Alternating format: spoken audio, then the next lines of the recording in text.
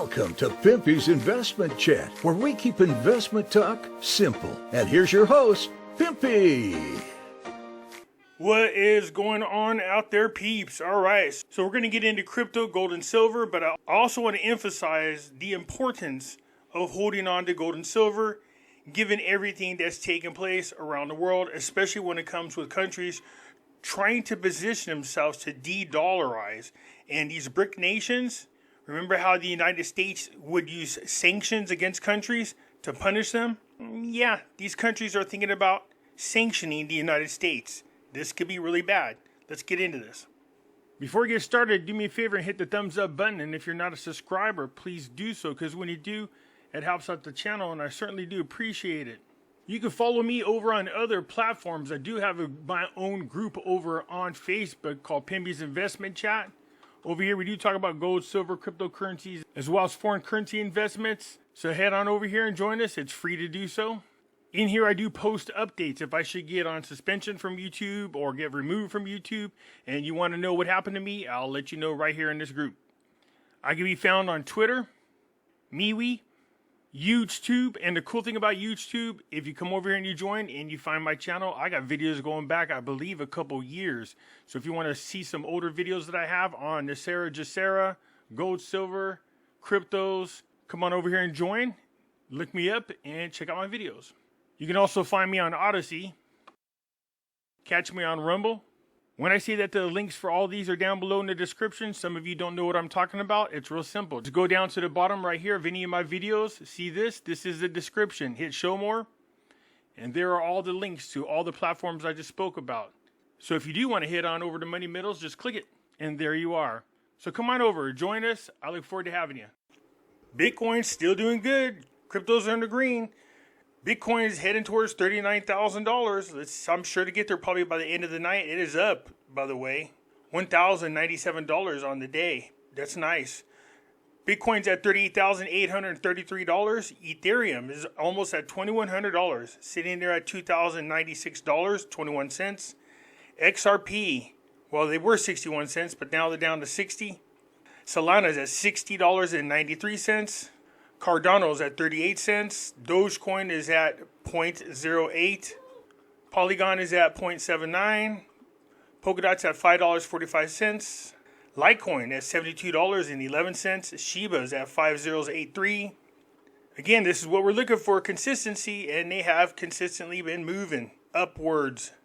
Terra Luna Classic is up 21%. It's still having a phenomenal last 48 hours, that's for sure, but still at 301. Satama at 3091 is down 3.39% over the last 24 hours. Over the week, it's down 3.63. Over the last 30 days, it's down 16.17%. Over the last 3 months, it is still up 41.49%. Gold is still looking sexy. It's up $30.70 on the day. We are looking at $2,066.40 per ounce. Gold and silver, you should be investing in it. Looking at a potential revaluation at the beginning of this next year, not to mention the videos I'm about to go over with you. Silver is at $25.47 per ounce. It is up 20 cents on the day, looking real good. Somebody's ears must have been burning. MicroStrategy bought another 5.9 million worth of Bitcoin, bringing their total holdings to 6.6 billion. Obviously, Michael Saylor is anticipating a bull run, and he might be right. At least cryptos are off to a good start. Tech company MicroStrategy has expanded its Bitcoin holdings to a total of 174,530 Bitcoin, valued at $6.65 billion.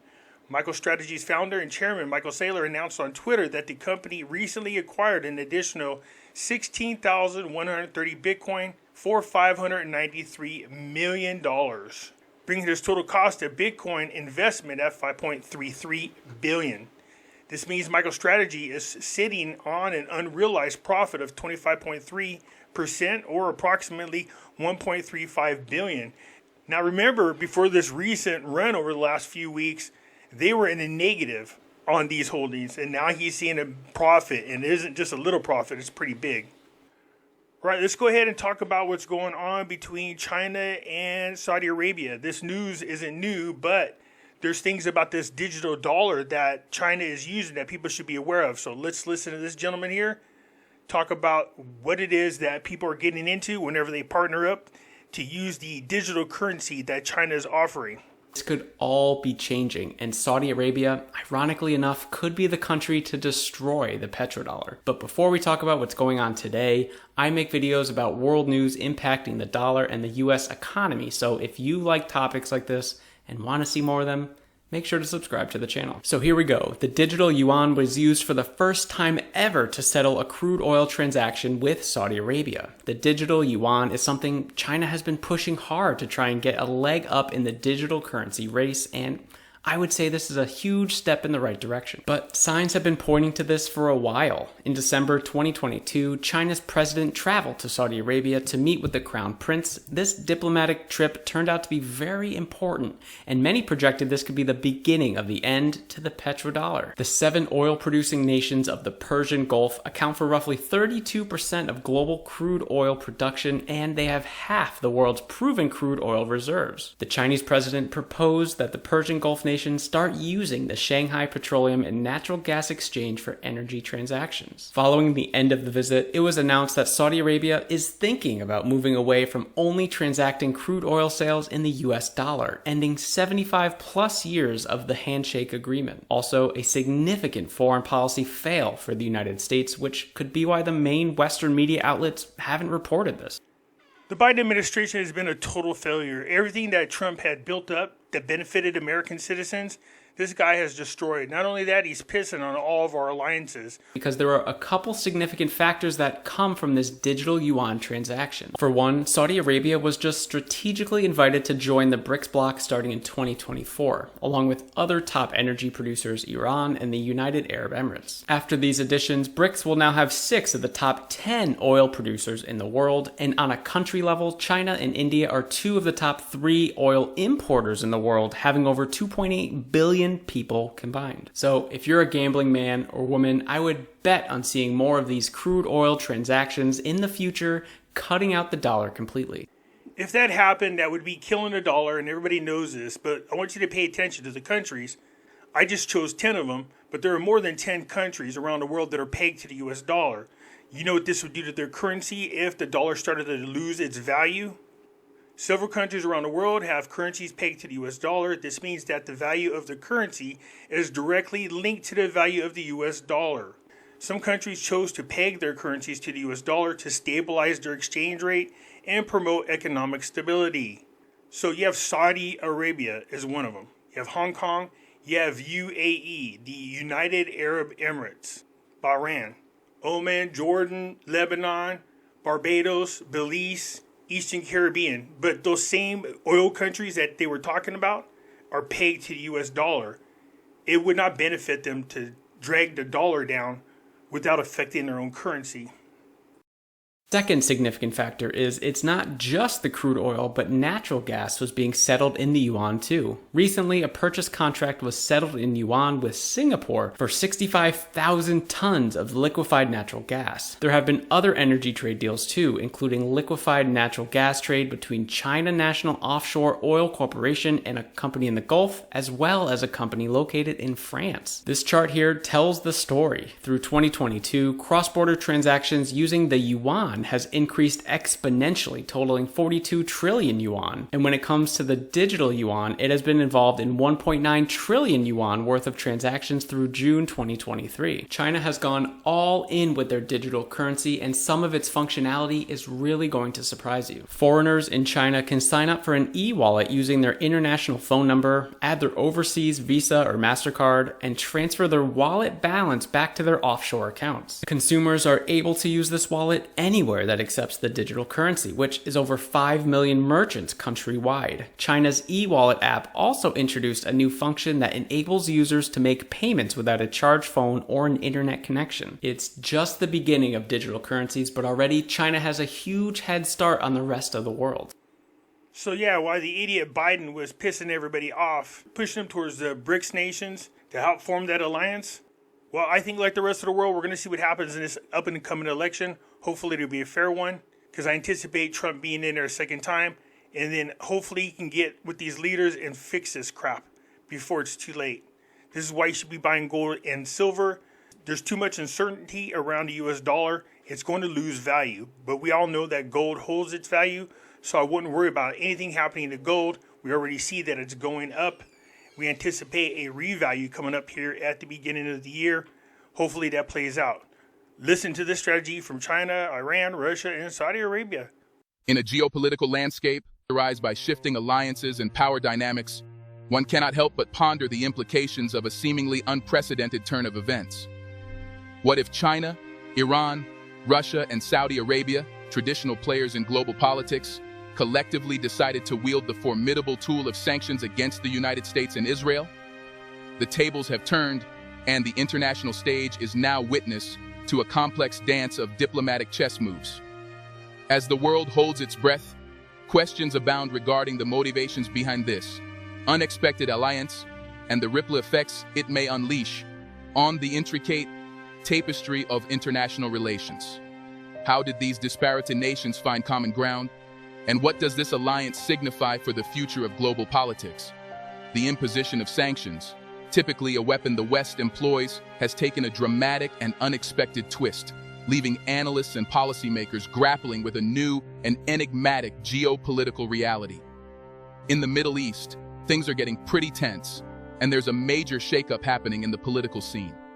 A big deal in this unfolding drama is a recent phone call between Saudi Crown Prince Mohammed bin Salman and Iranian President Ibrahim Raisi. This chat is a clear sign that something significant is changing in the region. What's even more surprising is that Saudi Arabia has decided to hit the pause button on trying to make nice with Israel. It looks like they're quickly rethinking their priorities when dealing with other countries. Word on the street is that the talks, which the US was backing, to make friends with Israel are on hold.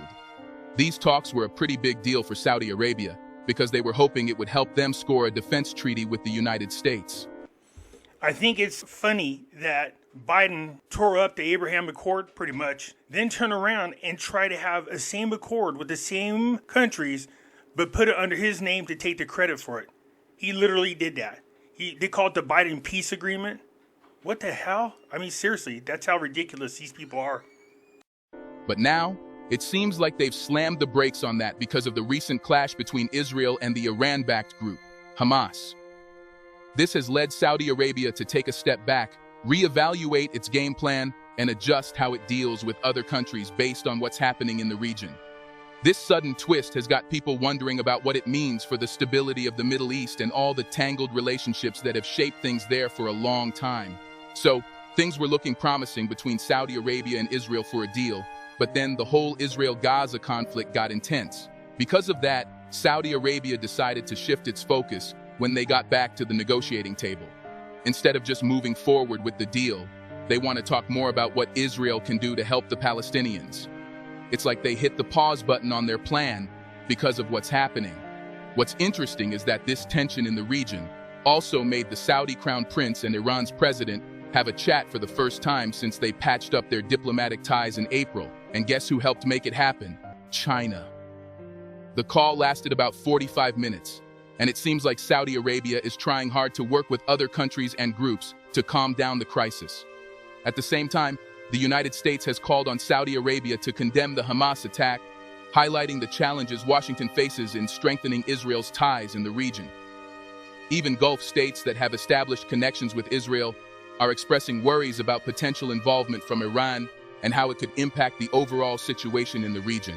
Amid these significant geopolitical changes, it becomes crucial to examine China's strategic alliances with Iran, a factor playing a pivotal role in the evolving dynamics of the region. China's connection with Iran has intensified, notably as it assumes the role of a mediator between Iran and Saudi Arabia. The historic handshake that unfolded between Iranian and Saudi officials in Beijing, following 7 years of strained relations, serves as a tangible testament to China's burgeoning influence as a diplomatic intermediary. This event underscores China's active involvement in fostering a breakthrough in the historically tense relations between Iran and Saudi Arabia, aligning with its broader aspirations of reshaping the global order. By positioning itself as a mediator in this regional dispute, China not only strengthens its ties with key players in the Middle East, but also reinforces its commitment to playing a more prominent role in shaping international diplomatic outcomes. This is what I'm talking about, why it's so important to invest in gold and silver. The dollar's future is so uncertain and unstable itself. Although they'll tell you it's stable, it's not. Because the people around the world are planning to drop that sucker and move on to something else that China has to offer. The only thing we have going for us is the fact that China is known around the world to not be able to stick to the commitments. They always make commitments, but then they break them. And countries around the world know how China is. They don't trust them, nor do they trust Russia. So it's going to be very interesting to see if Xi Jinping is going to be able to convince these people somehow, some way, that they can all work together. Because, like I said, China's goal is to dominate the world. That has been their goal for over 100 years, and they're well on their way. So, yeah, definitely we want Trump back so we can get this crap ironed out. You should be holding on to gold and silver. Don't trust what we see in the market. You can see all the players right here, and this includes Iraq, because here's Al-Sudini. So these are all the oil-producing, energy-producing countries. But yeah, you can see what they're trying to do. If they can somehow manage to wrangle in all the major energy-producing countries, and China controls them, then they could do whatever they want to punish the United States as well as Europe. And they have many ways to do it. So it's not just oil, but it's gas, oil, as well as other commodities. So this is looking really bad for the United States. Anyways, you guys let me know what you think. I look forward to hearing from you. That's it. I'm out.